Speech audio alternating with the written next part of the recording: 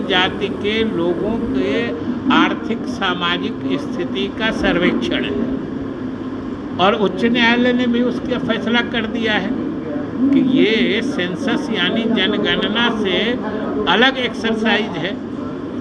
और तब फिर भारत सरकार द्वारा जानबूझ के एक संशय की स्थिति, कन्फ्यूजन की स्थिति पैदा करने के लिए आखिर ये कहने की क्या ज़रूरत थी।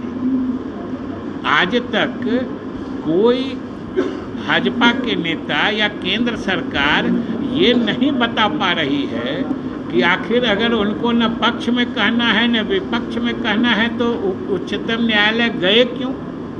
जाति आधारित गणना को लेकर जिस तरीके से कल सॉलिसिटर जनरल ने अपनी बात रखी, यानी कि गृह मंत्रालय ने जिस तरीके से सुप्रीम कोर्ट में जो बातें रखी और उसमें यह बातें कहा गया कि जो कास्ट बेस्ड सर्वे है वो सिर्फ केंद्र सरकार करवा सकती है।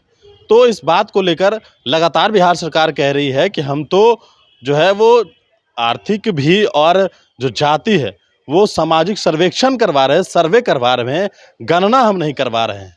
लेकिन जिस तरीके से कल सॉलिसिटर जनरल के रखने के बाद और फिर उसे विड्रॉवल कर लिया गया, तो आखिरकार केंद्र सरकार किस बात को रखने के लिए सुप्रीम कोर्ट में गई थी, इस बात का जवाब विजय चौधरी भारतीय जनता पार्टी से मांग रहे हैं। पहले बयान सुनिए। जाति के लोगों के आर्थिक सामाजिक स्थिति का सर्वेक्षण है और उच्च न्यायालय ने भी उसका फैसला कर दिया है कि ये सेंसस यानी जनगणना से अलग एक्सरसाइज है। और तब फिर भारत सरकार द्वारा जानबूझ के एक संशय की स्थिति, कन्फ्यूजन की स्थिति पैदा करने के लिए आखिर ये कहने की क्या ज़रूरत थी।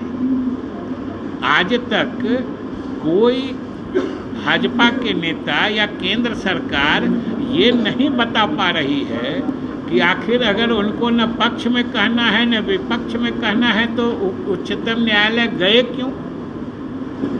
कोई कारण नहीं बता रहा है, न भाजपा के नेता बता रहे हैं कि भाई आपको कुछ कहना ही नहीं है।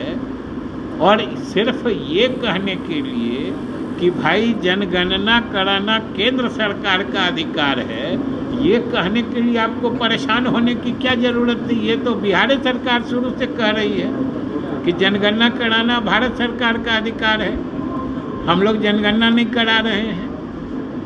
पटना उच्च न्यायालय का फैसला हो चुका है कि बिहार सरकार जो करा रही है वो जनगणना नहीं है और बिहार सरकार के अधिकार क्षेत्र के भीतर की बात है।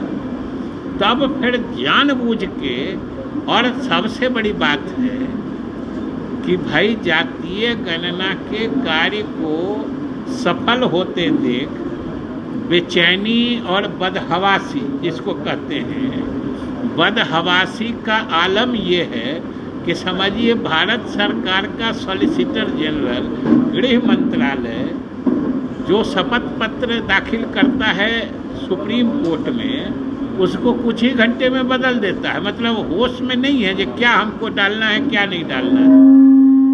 लेकिन आज भी हम लोग ये नहीं समझ पा रहे हैं कि उन्होंने जो कुछ भी हलफनामे में दिया है उसका अर्थ क्या है, उसका प्रसंग क्या है। वो ये कहने के लिए उच्चतम न्यायालय क्यों गए जो बिहार सरकार पहले से कह रही है। और संशोधन क्या किया है वो भी बिल्कुल मजाकिया है। एक ही चीज़ को वो दो तरीके से कह रहे थे कि उनका कहना था कि जनगणना कराना केंद्र सरकार का अधिकार है, और जिस 5वें पैरा की बात कर रहे हैं जो खुद गलती भी माना है गृह मंत्रालय ने, ये गलती से 5वां पैरा चला गया है, उसमें उसी बात को कहा गया था कि भारत सरकार छोड़ के कोई दूसरी सरकार या कोई दूसरे बॉडी ये काम नहीं करा सकता है। तो आपने उसको हटा दिया, लेकिन ये काम भारत सरकार ही जनगणना करा सकती है। अब आप ही सोचिए कि इसको कौन प्रोटेस्ट कर रहा था, इस पर तो कहीं विवाद था नहीं। तो ये कहने के लिए जाना, ये जरूर कहीं न कहीं किसी न किसी साजिश और षड्यंत्र का ही हिस्सा दिखता है, नहीं तो क्या हड़बड़ी थी कहने की। और जब पटना उच्च न्यायालय ने कहा है कि जिस वो यूनियन लिस्ट या संघ सूची के एंट्री 69 की बात करते हैं, वो तो हम लोग भी बिहार सरकार पहले से मान रही है, जो भाई उसके हिसाब से जनगणना कराना केंद्र सरकार का काम है। लेकिन केंद्र सरकार को जो जनगणना कराना है, उनकी जिम्मेदारी जो है, जो हम लोग भी मानते हैं, उसके प्रति वो कितना ईमानदार हैं, ये इससे समझ लीजिए कि 2021 में होने वाली जनगणना आज 2023 का आधा से अधिक समय बीत चुका है, लेकिन आज तक उसके बारे में कोई चर्चा भी नहीं हो रही है। 3 साल बाद जो उनका अपना काम है, जो उनकी जिम्मेदारी है, उसके बारे में 3 साल विलंब हो चुकने के बाद अभी कोई चर्चा भी नहीं हो रही है। लेकिन हम लोग जो एक करा रहे हैं, बिहार के हर जात हर तबके के गरीब लोगों के हित में, उसको बाधित करने के लिए ये जरूर तरह तरह का प्रपंच रच के पहले तो अपने लोगों के माध्यम से, लोक हित याचिकाओं के माध्यम से रोकना चाहा, वो नहीं रुका, फैसला बिहार सरकार के पक्ष में हुआ। अब अपने केंद्र सरकार गृह मंत्रालय सामने आके कूद गई है और घबराहट, बेचैनी, बदहवासी का आलम ये है कि अभी शपथ पत्र दायर होता है और 2 घंटे में फिर उसमें संशोधन हो जाए।